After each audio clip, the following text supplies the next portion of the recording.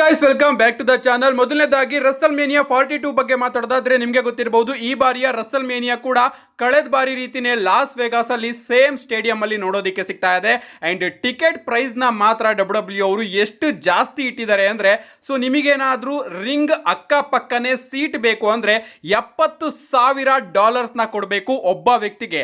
And ಇದನ್ನ ನಾವು Indian ರುಪೀಸ್ಗೆ convert ಮಾಡಿದ್ರೆ ರಿಂಗ್ ಸುತ್ತಮುತ್ತ ಕೂರುವಂತಹ ಸೀಟ್ಗಳ ಒಂದು ಸೀಟ್ ನ ಬೆಲೆ 61 ಲಕ್ಷ. ಏನ್ ಗುರು ಇದು, ಇಷ್ಟೊಂದು ಚಾರ್ಜ್ ಮಾಡ್ತಾ ಇದ್ದಾರೆ.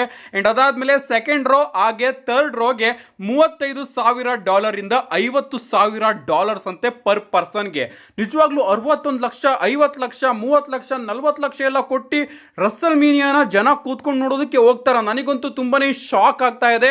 ಅಂಡ್ ಆದಷ್ಟು ಬೇಗ ಟಿಕೆಟ್ ಗಳ ಡೀಟೇಲ್ಸ್ ಕೂಡ ಇನ್ನೂ ರಿವೀಲ್ ಆಗುತ್ತೆ. ಟಿಕೆಟ್ಸ್ ಬಗ್ಗೆ ಮಾತಾಡ್ತಿದ್ವಿ ಅಂದ್ರೆ ಕ್ಲಾಶ್ ಇನ್ ಪ್ಯಾರಿಸ್ಗೆ ಇನ್ನೂ ಕೂಡ ಬಹಳಷ್ಟು ಟಿಕೆಟ್ ಗಳನ್ನ ಡಬ್ಲ್ಯೂ ಅವರು ಮಾರಾಟ ಮಾಡಬೇಕಂತೆ.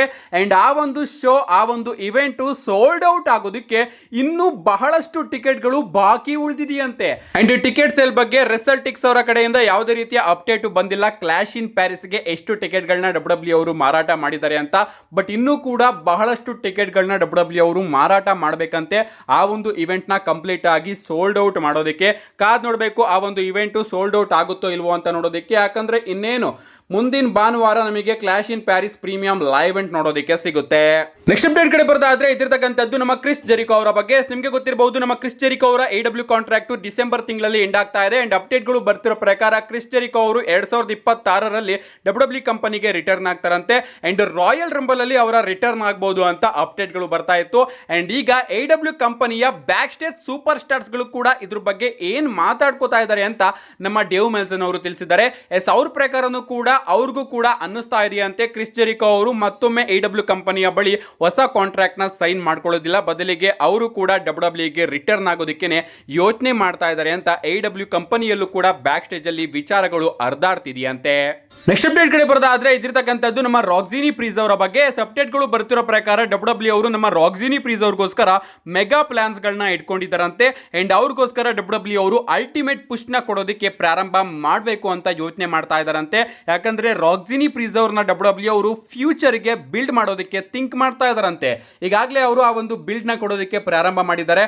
ಐ ಥಿಂಕ್ ಗೈಸ್ ಮುಂದಿನ ವರ್ಷ ರಸಲ್ ಮೇನಿಯಾಗೆ ಲಿವ್ ಮಾರ್ಗನ್ ಹಾಗೆ ರಾಕ್ಸಿನಿ ಪ್ರೀಸ್ ಅವರ ನಡುವೆ ನಮಗೊಂದು ಮ್ಯಾಚ್ ನೋಡೋದಕ್ಕೆ ಸಿಗಬಹುದು.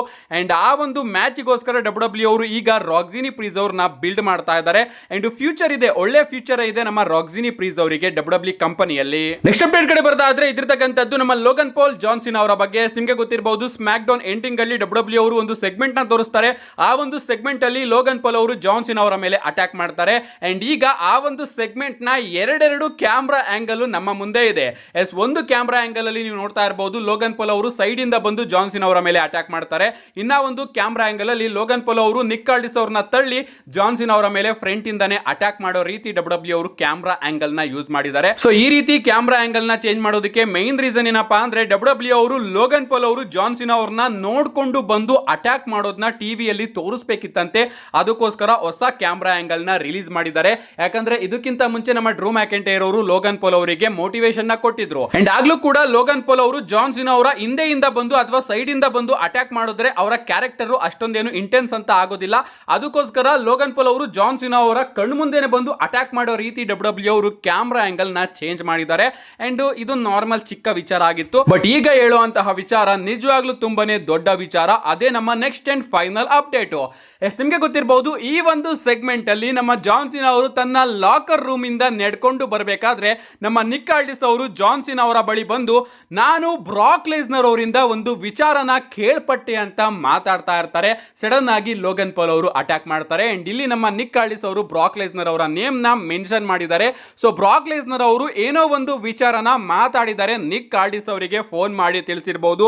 ಆ ವಿಚಾರ ಏನಾಗಿರಬಹುದು, ಬ್ರಾಕ್ ಲೆಸ್ನರ್ ಅವರು ಕ್ಲಾಶ್ ಇನ್ ಪ್ಯಾರಿಸ್ ಗೆ ಬರೋ ಅಂತಹ ವಿಚಾರನ ನಮ್ಮ ಬ್ರಾಕ್ ಲೆಸ್ನರ್ ಅವರು ನಿಕ್ ಆಲ್ಡಿಸ್ ಅವರಿಗೆ ತಿಳಿಸಿರಬಹುದು. ಅಂಡ್ ಆ ಒಂದು ವಿಚಾರನ ನಮ್ಮ ನಿಕ್ ಆಲ್ಡಿಸ್ ಅವರು ಜಾನ್ ಸಿನಾ ಅವರಿಗೆ ಹೇಳೋದಕ್ಕೆ ಬಂದಾಗ ಲೋಗನ್ ಪಾಲ್ ಅವರು ಅಟ್ಯಾಕ್ ಮಾಡಿರಬಹುದು. ರೀಸೆಂಟ್ ಆಗಿ ಅಪ್ಡೇಟ್ ಕೂಡ ಬಂದಿತ್ತು, ನಾನು ಕೂಡ ನಿಮಗೆ ತಿಳಿಸಿದ್ದೆ. ಬ್ರಾಕ್ ಬ್ರಾಕ್ ಲೆಸ್ನರ್ ಅವರು ಕ್ಲಾಶ್ ಇನ್ ಪ್ಯಾರಿಸ್ ಅಲ್ಲಿ ಬರಬಹುದು ಅಂಡ್ ಅವರು ಬಂದು ಜಾನ್ ಸಿನಾ ಅವರನ್ನ ಕಾಸ್ಟ್ ಮಾಡಿಸಬಹುದು, ಜಾನ್ ಸಿನಾ ಅವರ ಮೇಲೆ ಅಟ್ಯಾಕ್ ಮಾಡಬಹುದು ಅಂತ. ಅಂಡ್ ಈಗ ನಮ್ಮ ಬ್ರಾಕ್ ಲೆಸ್ನರ್ ಅವರು ಕೂಡ ನಿಕ್ ಆಲ್ಡಿಸ್ ಅವರಿಗೆ ಹೇಳಿರಬಹುದು ನಾನು ಕ್ಲಾಶ್ ಇನ್ ಪ್ಯಾರಿಸ್ ಗೆ ಬರ್ತಾ ಇದ್ದೀನಿ ಅಂತ. ಅಂಡ್ ಆ ಒಂದು ವಿಚಾರನ ನಮ್ಮ ಜಾನ್ ಸಿನಾ ಅವರಿಗೆ ನಿಕ್ ಆಲ್ಡಿಸ್ ಅವರು ಹೇಳೋದಕ್ಕೆ ಬಂದಿರಬಹುದು. ಕಾದ್ ನೋಡೋಣ ಗೈಸ್, ನಮ್ಮ ಬ್ರಾಕ್ ಲೆಸ್ನರ್ ಅವರು ನಿಕ್ ಆಲ್ಡಿಸ್ ಅವರಿಗೆ ಏನ್ ಹೇಳಿದ್ರು ಅಂತ ಪ್ರಾಬಬ್ಲಿ ಆದಷ್ಟು ಬೇಗ ನಮ್ಮೆಲ್ಲರಿಗೂ ಕೂಡ ಗೊತ್ತಾಗಬಹುದು. ನಿಮ್ಗೆ ಅನ್ಸುತ್ತೆ ಏನ್ ವಿಚಾರನ ನಮ್ಮ ಬ್ರಾಕ್ ಲೆಸ್ನರ್ ಅವರು ನಿಕ್ ಆಲ್ಡಿಸ್ ಅವರಿಗೆ ಹೇಳಿದ್ರು? ನಿಮ್ಮ ಅನಿಸಿಕೆನ ಕಮೆಂಟ್ ಮಾಡಿ ಅಂತ ಹೇಳ್ತಾ see you guys in my next video.